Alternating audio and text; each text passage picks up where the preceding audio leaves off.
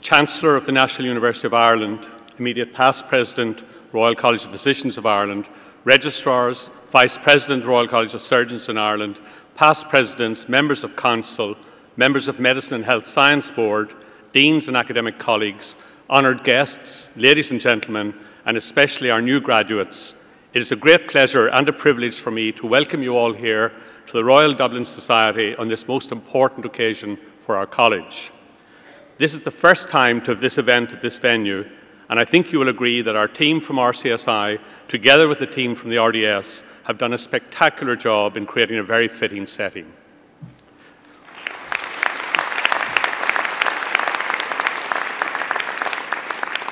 We are particularly pleased that so many family members and friends are able to be with us to share in your joy, and we extend to them a very warm welcome. It may be a cliché to say that you couldn't have done it without them, but I know that each of you know this to be really so. And so to our 282 new graduates and newest doctors from 5 continents and 24 countries. After almost 3 weeks on the loose in far-flung parts of the world, well, mostly Cos, it is a relief to all of us that you've managed to make it back safely this week and in a fit condition and so presentable. Well done to all of you.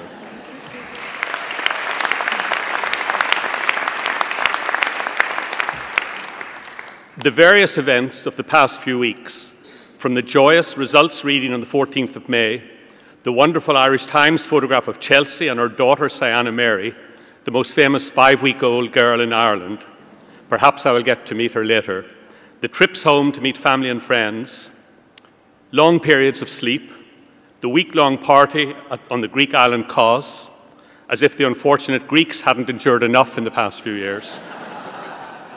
Long periods of sleep again, the celebrations of these few days, and lastly, the tear-filled farewells to friends from whom you will be separated, at least for now, by thousands of miles and multiple time zones. All these are part of a process that allow your transformation from your existence as medical students, perhaps somewhat selfish in the sense that the focus has been on you yourselves, to that of clinicians, hopefully selfless, for whom the focus will always be the patient in front of you.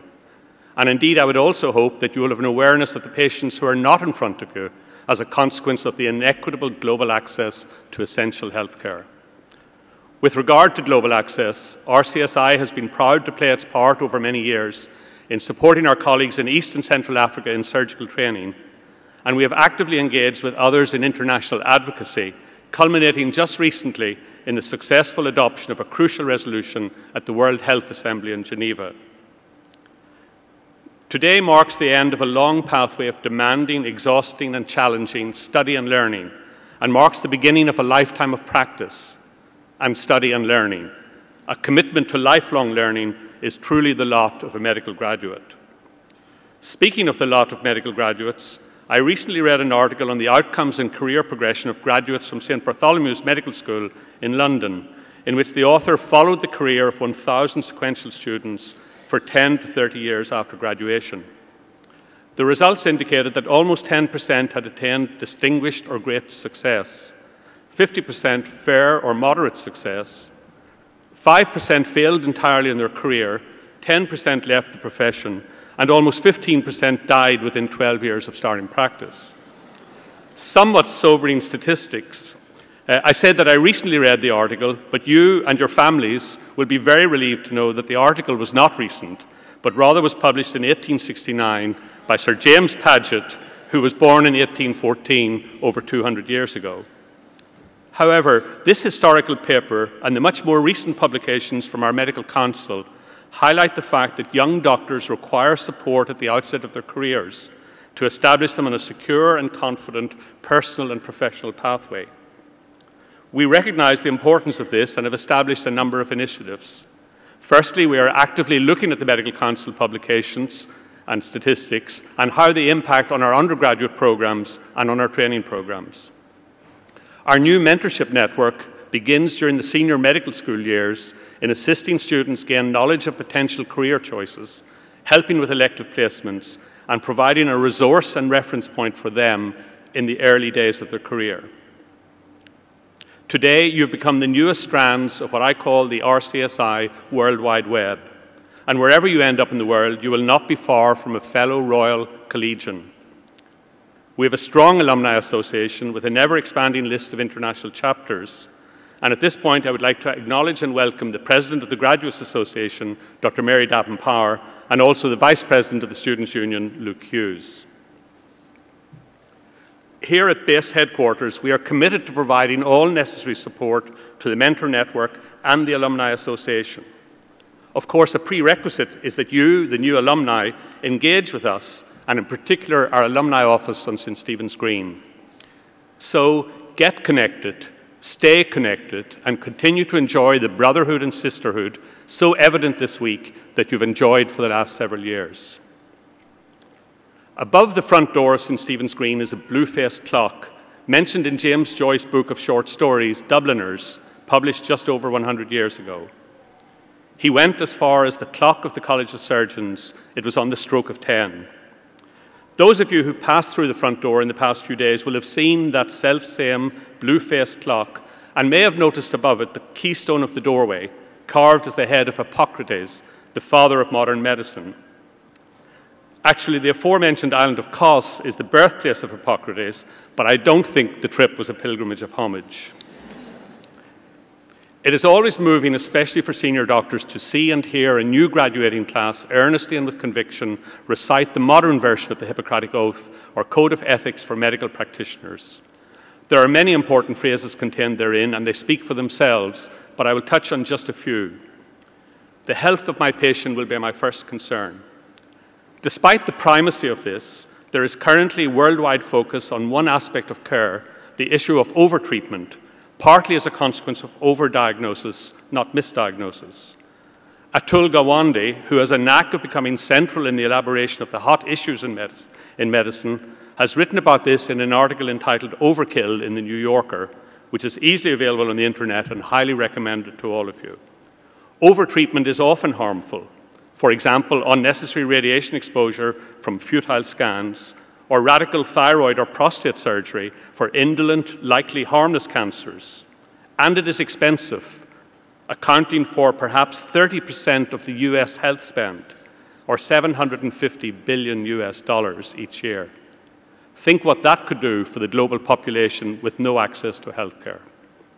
It is incumbent on all doctors, including our newest doctors here today, to understand the issues underlying this and to act responsibly. We all must do better than pay lip service to evidence-based medicine. And despite our need to move away from paternalistic medicine, the patient isn't always right either, especially if asking for a treatment we know to be unnecessary and potentially harmful. People don't always know what is best for them. Henry Ford, who brought motor cars to the masses, once said, "If I had asked people what they wanted, they would have said a faster horse." I will respect the confidential information that is entrusted in me even after the patient has died. All of us in medicine are given the unique privilege of being intimates in otherwise strangers' lives at times of great personal distress and crisis for them. And with this privilege comes responsibility, and we know that that has been imbued in all of you. But a new challenge to maintaining probity is the pervasive presence of social media in our lives, and problems arising from its use have already emerged. These include breaches of confidentiality. Omitting names does not exonerate inappropriate dissemination of clinical photographs or data. Inappropriate communication with patients, misrepresentation of credentials, you don't need to do that, depiction of intoxication, and use of discriminatory language. The Mayo Clinic coach their trainees in this regard and lean on Jostens pause before you post campaign. Before posting online, consider the following questions. Who will be able to see what I post? Will anyone, including myself, be embarrassed or hurt by it? Am I proud of what I'm posting? Is this consistent with my values as a healthcare professional? I will give to my teachers the respect and gratitude that is their due.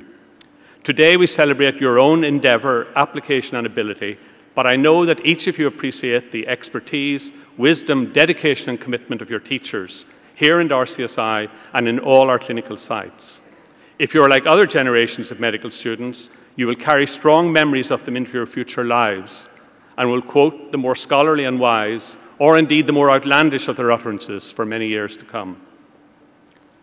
I will remember that there is art to my profession as well as science, and that warmth, sympathy and understanding may outweigh treatment alone.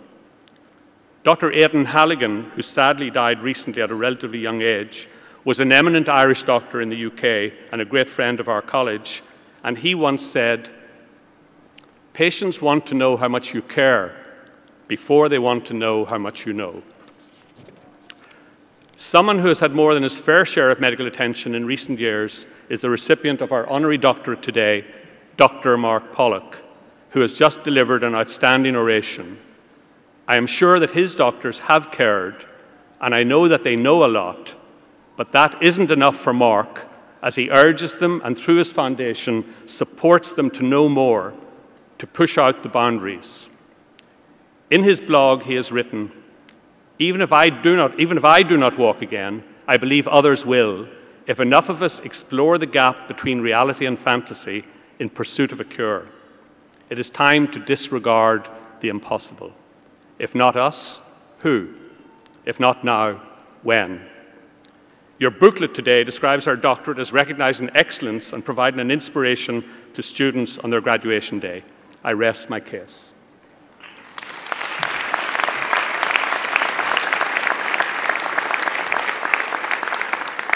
I would like to make special mention of the multiple prize winners honored today. Your extra effort and achievement deserves it. Well done to all of you. But I would like to add a quote from Theodore Roosevelt, the 26th President of the United States. He said, "The greatest prize in life is to work in a job where you can do great things."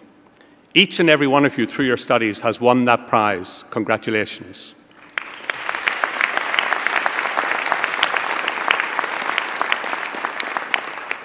I feel very privileged to be president of our great institution, and this is never more felt than on Conferring Day.